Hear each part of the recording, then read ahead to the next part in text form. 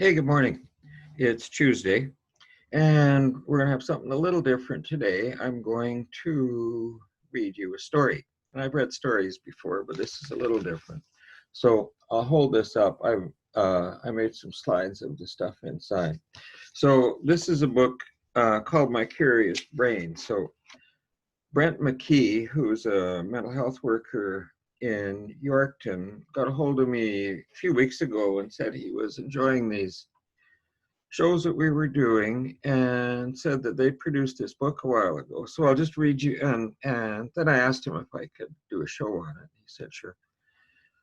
Anyway, I'll read you the inside here. My Curious Brain book was developed in 2013 with funds provided by Kids First Yorkton, with support of the Sunrise Health Region and the Saskatchewan Ministry of Education. In 2017, the Prevention Institute and Kids First Yorkton collaborated to revise this resource. The revised version of My Curious Brain was copyrighted by the Saskatchewan Prevention Institute in 2018.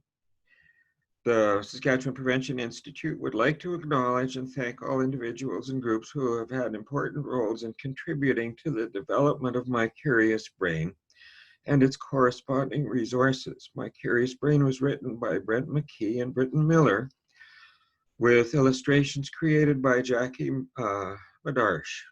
Additional activities offered in the original version of this resource were developed by the Kids First Yorkton team.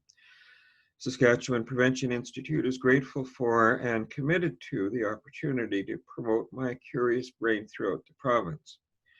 So if you get a hold of them, they will send this to you, and Brent very graciously sent this to me. So the introduction: infants are born with 100 billion neurons in the brain. These neurons are just waiting to make a connection. That is, as many stars are in the universe. Each neural connection is a building block to a healthy brain. Although babies are born with some neural connections, parents have the ability to shape billions more. As babies grow, so do their brains. Early childhood, ages 0 to 5, is a foundational period for brain development. So I'm going to share a screen with you here, which you all know is always an exciting undertaking for me. And then we have to wait for that to go away. So I can click that and click that. Okay, so it's going to take maybe 3 days to go through this. So we'll start today. Let me tell you a story about a dinosaur. I'm going to start again. Let me tell you a story about a dinosaur, a monkey, and an owl, and how they work together to make your brain healthy.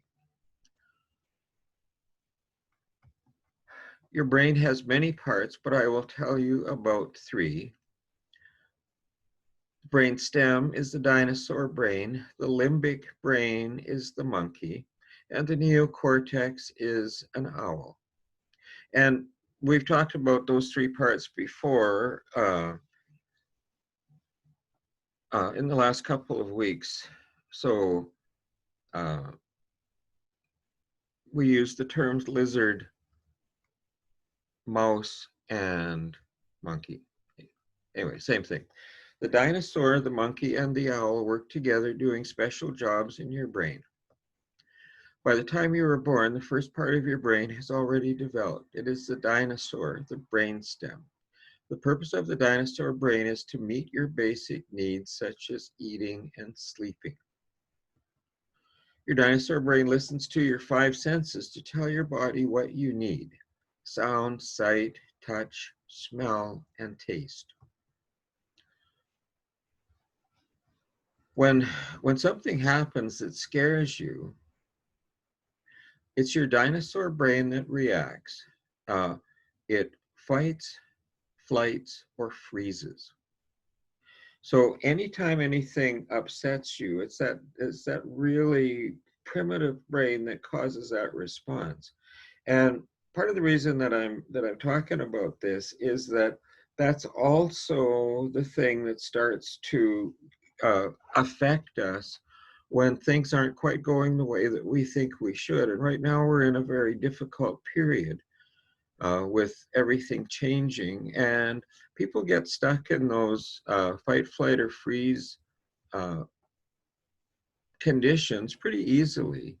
And then we become really reactive. We start just trying to protect ourselves instead of really looking at what we need to do to change our thinking.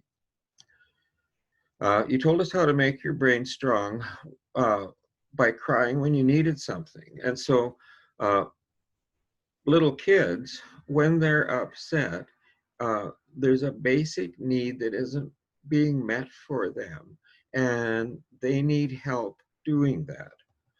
Uh, so when you give or receive love, uh, you help those neurons develop into uh, understanding how to connect with other people, how to get what you need. And that system can get corrupted sometimes, but the twinkles, which are actually neurons connecting, light up your brain when we do things like cuddling, singing, and reading together. This helps your keep your brain healthy. So if you're a parent, uh, you know, it's really important that you look at what kind of quality time that you're spending with your kids, and whether they're 5 months, 5 years, or 15 or 20, people need a positive, loving connection. They need to be talked to, understood, cuddled. All of those things help us feel safe, and they help us feel connected, and they help relax that dinosaur brain or that lizard brain that is something that can trigger us to not be able to think as well as we could.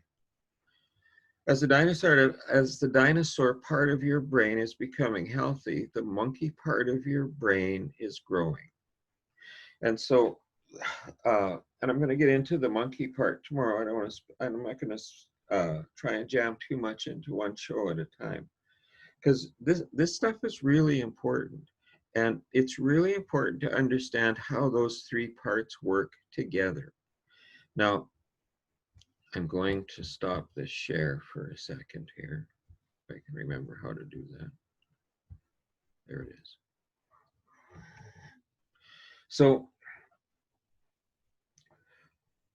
pay attention to how you're feeling. If you're feeling scared, if you're feeling angry, if you're feeling nervous, if you're feeling anxious, it's that dinosaur or lizard part of your brain that's talking to you. It's saying something doesn't feel right, something's not okay. And there's lots of different ways we react to that. Sometimes we'll get angry because that's something that we've learned to do to try and protect ourselves, to try and keep away whatever it is that's bothering us. Sometimes we will just like clam up, don't stop talking, because that's another response. Or we'll try and run away. We'll try and get away from that situation.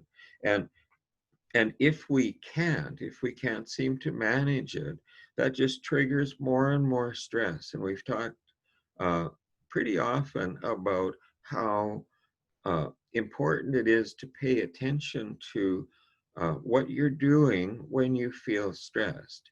If you respond to it, if you acknowledge it, if you say, okay, this is how I'm feeling, what can I do about this?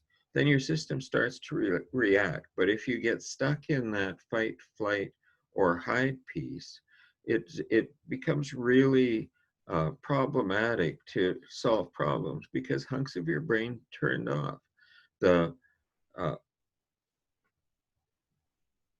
the monkey and the owl aren't working when that's going on. So come back tomorrow and we'll explore this a little bit more fully. Thank you.